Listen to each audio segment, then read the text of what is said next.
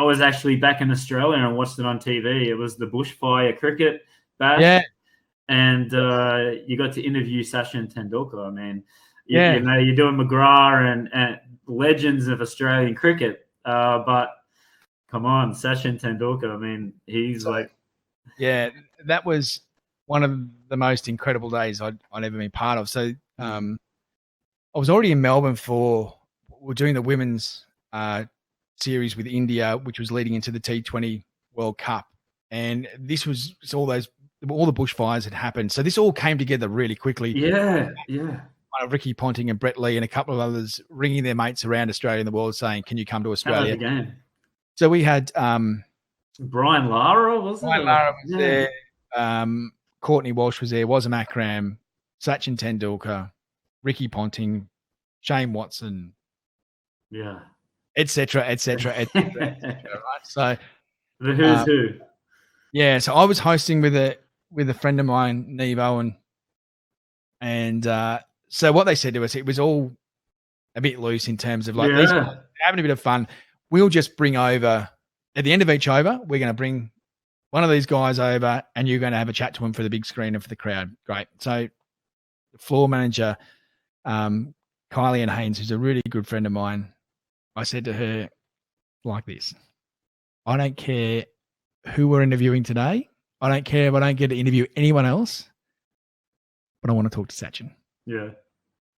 And Neve said, oh, that's cool because I just want to talk to Ricky Ponting. So we're cool, right? So no dramas there.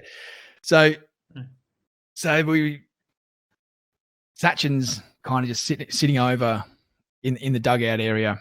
All these other guys, and they were all amazing. Like they were also giving of their time and so happy to be there. And with their interviews, Wasem Akram was fantastic. He was a real character. But it got to the innings break, and Kylie Ann had gone over and spoken to the security manager for Cricket Australia, who she knew really well. So we want to have a chat to him, and he said, "Look, mate, how about it's Sachin, right? We'll see what we can do," kind of thing. Right. So just on the innings break, kind of it's all happening on the field. And Kyle's walked over and said, "Come with me now." So we've walked over, and there's people everywhere. So we've basically put our head down through the crowd and popped up, and there was Sachin. And Sachin's about little guy. I'm not exactly 6'2". Yeah. Sachin's about 5'7". So I walked up to him and said, "Hi, Sachin. My name's Glenn. Would you mind if we had a chat for the big screen?" He said, "Of course we can." I could not tell you a single question I asked him or a word that came out of either of our mouths because I'm just sitting there the whole time going, Sachin Tendulkar. I'm actually talking to Sachin Tendulkar. And it's one of those moments, and you learn, and I've been really privileged to speak to a lot of profile people in the time, and you learn that the majority of them are just people who are pretty good at their job or pretty good at sport. And he's certainly one of them in terms of just such a, but in India, and as you're a cricket fan, you get like, he's a god.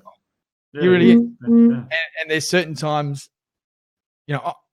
there's every chance that I'll never be in the same neighborhood as Sachin Tendulkar as let alone speak to him again. So to be able to have that moment and have that experience to sit there and have it was a 3-minute chat, but a chat with Sachin Tendulkar. So that was, it was a very cool moment. And again, you sort of said from the outset about those pinch yourself moments, that one was well and truly up there.